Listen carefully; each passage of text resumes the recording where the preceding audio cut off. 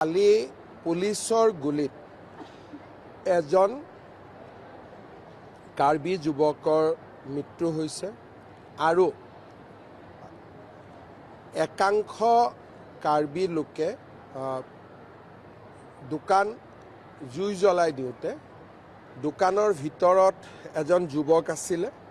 তেওঁ দিব্যাংগ আছিলে আৰু ভৰিখন্দি খোজ কাঢ়িব নোৱাৰিছিলে। তেওঁ ওলাই আহিব নোৱাৰিলে আৰু ফলত তেওঁ জীৱনতে অগ্নিদগ্ধ হয়। গতিকে যোৱাকালিৰ ঘটনাত দুজন লোকৰ এতিয়ালৈকে মৃত্যু হৈছে আৰু কেইজনমান লোক আহতও হৈছে। আজি ৰাতিপুৱাৰ পৰা পৰিৱেশ যথেষ্ট শান্তিপূৰ্ণ। তাতে আমাৰ ডিজিপিও আছে, এডিশ্যনেল চিফ ছেক্ৰেটাৰীও আছে। মই ভাবোঁ যে পৰিৱেশ নিশ্চয় আজিৰ ভিতৰত উন্নত হ'ব আৰু তাত আৰ্মিও আছে ফ্লেগ মাৰ্চৰ কাৰণে। গতিকে মই ভাবোঁ যে আজি পৰিৱেশ উন্নত হ'ব, কাৰণ এতিয়ালৈকে দিনত 1টা বাজিছে। আজি কোনো নতুন ঘটনাৰ খবৰ নাই। 1 জানুৱাৰীত আমি অৰুণোদয় আঁচনিত যিসকলে ধন পাই আছে তেওঁলোকৰ কাৰণে আমি কিবা এটা আৰু নতুন ঘোষণা কৰাৰ কথা মই বহুদিন আগতেই কৈছিলোঁ। গতিকে 1 জানুৱাৰীত সেই বিষয়ে উল্লেখ কৰোঁ। চাওক, যিহেতু ইলেকশ্যন আহি আছে, অলপ 2-4টা জেগাত এনেকুৱা বিক্ষিপ্ত ঘটনা হ'ব বুলি আগৰে পৰা আমি অনুমান কৰিছিলোঁ আৰু বিশেষকৈ ডিচেম্বৰ আৰু জানুৱাৰী মাহটো আমি সতৰ্কতাৰে আগবাঢ়িব লাগিব। ইয়াত আৰু তৃতীয় পক্ষ, চতুৰ্থ পক্ষ এইবিলাক মই ক'ব খোজা নাই, কিন্তু এটাই কথা যে কোনেও শান্তিপূৰ্ণ আন্দোলনৰ কথা বেলেগ, হিংসাৰ জৰিয়তে সমস্যাৰ সমাধান নহয়। খেৰণিত কাৰ্বি ৰাইজে যিটো দাবী কৰিছে, একাংশ কাৰ্বি ৰাইজে, যে VGR PGRত থকা মানুহখিনিক উচ্ছেদ কৰি দিয়ক। গুৱাহাটী উচ্চ ন্যায়ালয়ৰ স্থগিতাদেশ আছে। কোৰ্টক বাদ দিটো কোনেও কাম কৰিব নোৱাৰে। যদি মই কিবা এটা কৰিব যাওঁ, মোৰ ওপৰতে কণ্টেম্প অফ কোৰ্ট হ'ব। দ্বিতীয়তে, যিখিনি মানুহ তাত বহি আছে তেওঁলোকৰ অধিকাৰ কি, এই বিষয়েও কোৰ্টত আলোচনা হ'ব। আনকি আমি ফৰেষ্টৰ পৰা যিমানবোৰ আজিলৈকে এভিকশ্যন কৰিছোঁ, হাইকোৰ্ট, সুপ্ৰিম কোৰ্ট 2-3বাৰকৈ কেছ খেলাৰ পিছতহে, কোৰ্টে হাঁ বুলি কোৱাৰ পিছতহে আমি এভিকশ্যন কৰিছোঁ। বহুত সময়ত মানুহে মোক কয় ইয়াত কৰি দিয়ক, তাত কৰি দিয়ক। তেতিয়া মই কওঁ লাহে লাহে, কাৰণ আইন আৰু আদালতক উপেক্ষা কৰি কোনো চৰকাৰে কাম কৰিব নোৱাৰে। এভিকশ্যন কৰিম বুলি ক'লেওতো পুলিচে কৰিব নোৱাৰে, কাৰণ কণ্টেম্প অফ কোৰ্ট তেওঁলোকৰ ওপৰত লাগিব। এই কথাখিনি কিয় বুজি পোৱা নাই বা বুজাৰ চেষ্টা হোৱা নাই, সেই বিষয়ে মই অপাৰক ক'বৰ কাৰণে। কিন্তু নিশ্চিতভাৱে যেতিয়া মই তেওঁলোকৰ লগত মুখামুখিকৈ কথা পাতিম, তেওঁলোকৰ মাজত যদি কিবা ভুল ধাৰণা আছে সেই বিষয়ে মই বুজি পাম। কিন্তু এতিয়ালৈকে সাধাৰণতে কোৰ্টৰ অৰ্ডাৰ থাকিলে বাকী মানুহবিলাকে জবৰদস্তি নকৰে। এই যোৱা 2 দিনত হোৱা ঘটনাটো আমি চাব লাগিব, কিন্তু এতিয়া পৰিস্থিতি শান্তি হওক, তাৰ পিছত বিষয়টো সম্পৰ্কে আমি পৰীক্ষা কৰিম। আপুনি বিকাশৰ যাত্ৰা, উন্নয়নৰ বিভিন্ন যাত্ৰা আপুনি আৰম্ভ কৰিছে। হিমন্ত বিশ্ব শৰ্মাই কেতিয়া আচলতে নিৰ্বাচনী ৰাজনীতিত নামিব? কাৰণ নিৰ্বাচনী কেইটামান দিন বাকী। ইলেকশ্যন আমাৰ প্ৰস্তুতি সম্পূৰ্ণ, আমাৰ একো বাকী নাই। আমাৰ যিটো পাৰ্টি লেভেলত যি কাম হ'ব লাগে সেই কাম আমাৰ সম্পূৰ্ণ হৈ আছে। আমাৰ বুথ কমিটিৰ পৰা, পেজ ইনচাৰ্জৰ পৰা, মণ্ডল কমিটিৰ পৰা এতিয়া কেণ্ডিডেট এনাউন্স কৰিব লাগে, নমিনেশ্যন দিব যাব লাগে। তাক বাদ দি বেলেগ কিবা আৰু বেলেগ ৰাজনৈতিক কাম কৰিব লাগে বুলি মই ভবা নাই। কাৰণ আমাৰ লিটাৰেচাৰৰ পৰা, গানৰ পৰা আমি যি কৰিব লাগে আমি সম্পূৰ্ণৰূপে প্ৰস্তুত হৈ আছোঁ। ইয়াত আমি নতুনকৈ কিবা প্ৰস্তুত হ'ব লাগে বুলি মইতো ভবা নাই।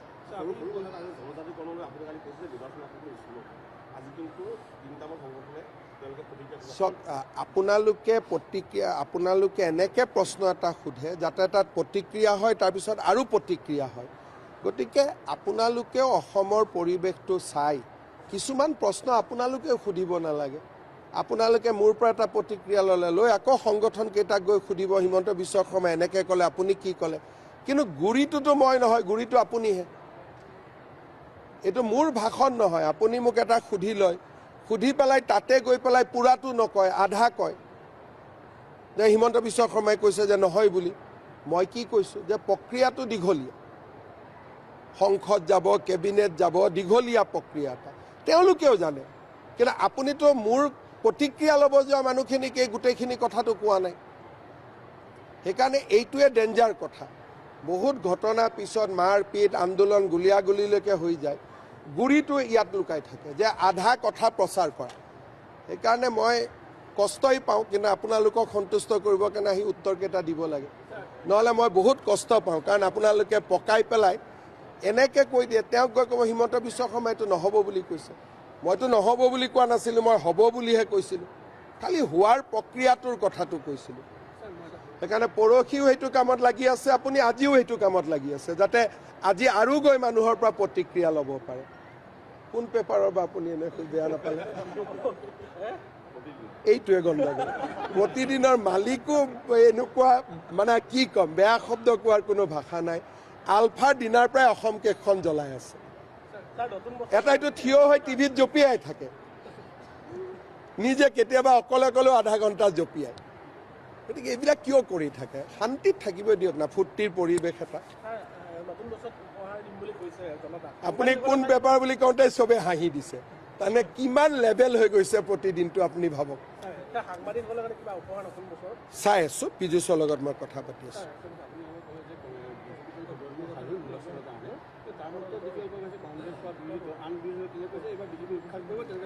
চাওক, মই কওঁ আপোনালোক গ্ৰাউণ্ড জিৰ'ত থাকে।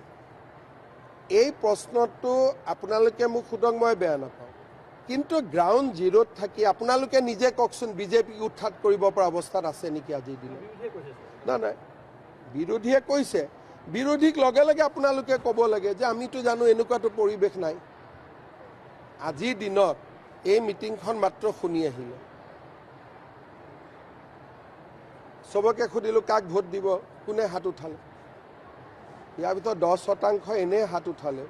অসমীয়া মহিলাই 90%টো কেতিয়াও অসত্য কথা নকয়, হয় নহয়? আৰু আপোনালোক ফিল্ডত থাকে, মানুহক আলোচনা কৰিলেইতো গম পায় কাক কোনে ভোট দিব। সেইকাৰণে মই ভাবোঁ যে আপোনালোকে মালিকবিলাককো কৈ দিব যে এইবাৰ হাৱাটো বেলেগ আছে বুলি।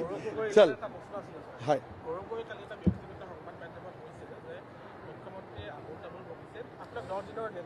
চাওক, গৌৰৱ গগৈৰ ডেডলাইন কংগ্ৰেছৰ মানুহে মানিব, মই কিয় মানিম? মোৰতো গৌৰৱ গগৈৰ পৰা মই খাই বৈ থকা নাই।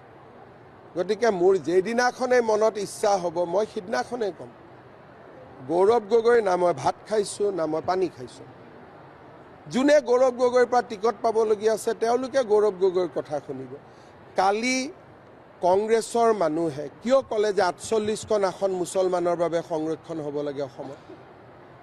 সেই ল'ৰাজনক এক্সপেল কৰিলে নেকি? সেইটো প্ৰশ্নটো আপোনালোকে তেওঁক সুধিব, ভয় খাব। মোকতো চব সোধে। তেওঁক এইটো সোধক যে আপুনি সভাপতি থাকোঁতে আপোনাৰ পাৰ্টীৰ এজন মানুহে অসমত কেনেকৈ 48খন আসন মুছলমানৰ কাৰণে সংৰক্ষণ হ'ব লাগে বুলি ক'ব পালে? আসনটো হিন্দুৰ কাৰণেও সংৰক্ষণ নাই। আৰু যিজন ল'ৰাই ক'লে সেইজন ল'ৰা বেলেগ নহয়, দিল্লী ইউনিভাৰ্চিটিত পঢ়া, যোৰহাটত গৌৰৱ গগৈৰ লগত 1 মাহ একেলগে লগত থাকি কেম্পেইন কৰা। তাৰমানে সভাপতিজনক নুসুধাকৈ এই কথাটো কৈছে নেকি? গতিকে এই প্ৰশ্নবোৰ তেখেতক কৰিব, তেতিয়াহে মানুহে সঁচা কথাটো গম পাব। আৰু তেওঁলোকক সুধিব, যদি হিমন্ত বিশ্ব শৰ্মাই মিছা কথা কৈ আছে, তেওঁৰ বিৰুদ্ধে কোৰ্টত আপুনি কেছ এটা কিয় নকৰে? এইটো কথা সুধিব পৰা নাযায় জানো? যায়তো, যে হিমন্ত বিশ্ব শৰ্মাই যে ইমান অপেনলি কৈ আছে, আপুনি কেছ এটা নকৰে কিয়? তাৰমানে কি? ক'ৰবাত কিবা এটাতো আছে নহয়, হয় নহয়? আৰু মই যে কৈছিলোঁ তেওঁ ল'ৰা ছোৱালী দুটা ইংলেণ্ডৰ চিটিজেন, প্ৰমাণ হ'ল নে নাই? তেওঁ নিজে স্বীকাৰ কৰিলে নে নাই? আজি এই কথাটো ওলোৱা কিমান দিন হ'ল? 1 বছৰ। এতিয়া সুধিব যে ল'ৰা ছোৱালীটো তাক ভাৰতীয় কৰিলে নে নাই। আজিতো 1 বছৰ হৈ গ'ল, ঠিক আছে, ভুলতে মই ব্ৰিটিছ চিটিজেন লৈছিলোঁ, এতিয়া চিটিজেনশ্বিপটো ঘূৰাই ল'লে নে নাই। তাৰমানে অসমৰ তেওঁ মুখ্যমন্ত্ৰী হ'ব আৰু 2টা ল'ৰা ছোৱালী ব্ৰিটেইনৰ হ'ব। ইলেকশ্যনৰ নমিনেশ্যন দিয়াৰ আগতে ল'ৰা ছোৱালী দুটাক ভাৰতীয় কৰিব নাই, এইটোতো সোধক। এইটোতো সুধিব বেয়া পায় আপোনালোকে, ভয় কৰে।